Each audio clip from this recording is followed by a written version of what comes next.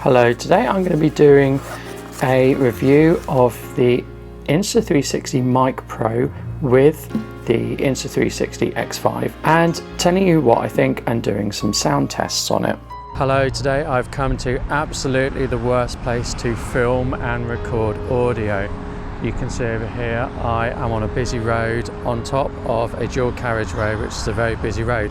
So this is going to be a great place to test out the Insta360 Mic Pro with the Insta360 X5. So I'm now recording with the omnidirectional setting. So omnidirectional setting and no noise cancelling. So this is omnidirectional with no noise cancelling. We've now got omnidirectional with weak noise cancelling, omnidirectional with weak noise cancelling.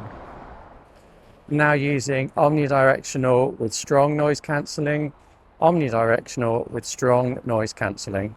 It is really important to think about the camera that you are using the Mic Pro with. I've already done a video review of the Mic Pro with the Ace Pro 2, and it's actually very different between the Ace Pro and the Insta360 X5. Because you control a lot through the camera, you get different menus and different functions when using the Mic Pro. It's not standard. So if you want to see how the Mic Pro is different between the Ace Pro 2 and the X5, go and check out the Ace Pro 2 review after watching this video.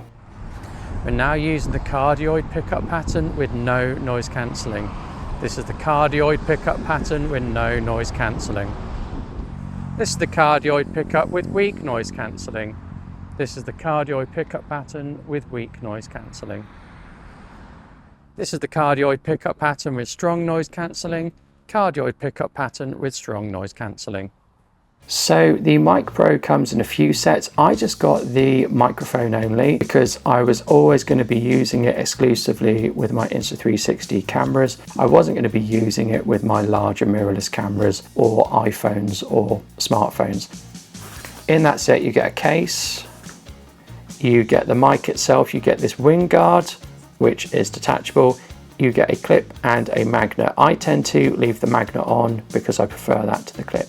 To turn the Mic Pro on, you just turn it on here. It vibrates and you get a little green indication that it's on. At the top you've got a microphone. You also have microphones on both sides, and that's important. Down on the bottom you've got a USB-C charging port. On the back I've got a magnet to attach it to shirts, but I can also put a clip on there if I want, and that is included. And we've got a record button here. Now you'll see this is set to B for Big G video, but I can also change this display because it's an e-ink display, which is quite useful. This microphone records 32-bit internal audio, as well as doing a very good job of transferring audio over Bluetooth to the camera. So my Insta360 X5 is turned on, and it turned on because I turned on this microphone, but you can see the sound is being picked up here. If I scroll down and I go across to Bluetooth, you can see it's connected automatically. If I click here and then click again, we go into the settings.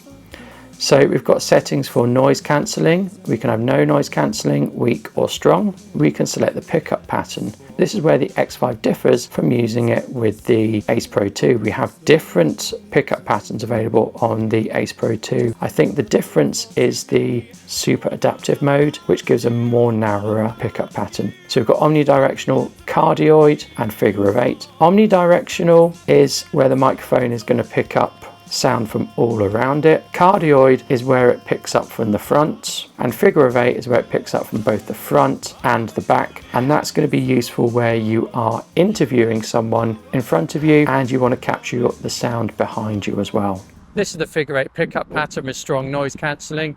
This isn't really designed for how I'm using it. We've also got some presets here.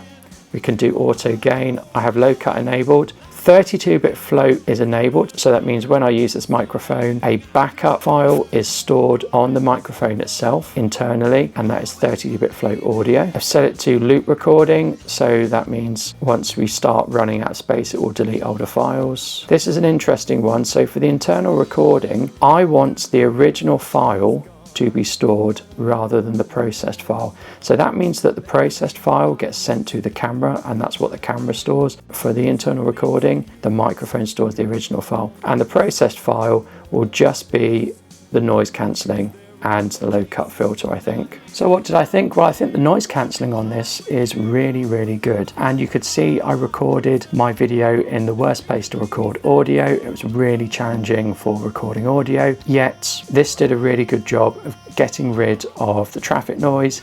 And it was also windy that day, and this did a good job of not picking up wind. This Mic Pro works with some of the Insta360 cameras. It will work with the X5, it works with the Ace Pro 2. I think it works with the Go Ultra, but it's not going to work with some of the older Insta360 cameras, some of which are still on sale. It transfers really good audio to the camera with really good noise reduction. It's really good that you can change what displays on the microphone. You can change the pickup pattern, and it also stores 32-bit audio for use in an emergency, and I have had to use that on the Ace Pro 2, and you can see more of that in the video. I think it is good value for money.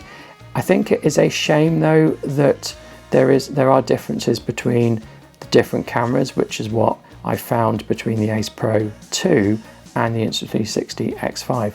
So do check out my other reviews of this Mic Pro when used with different cameras. Thank you, goodbye.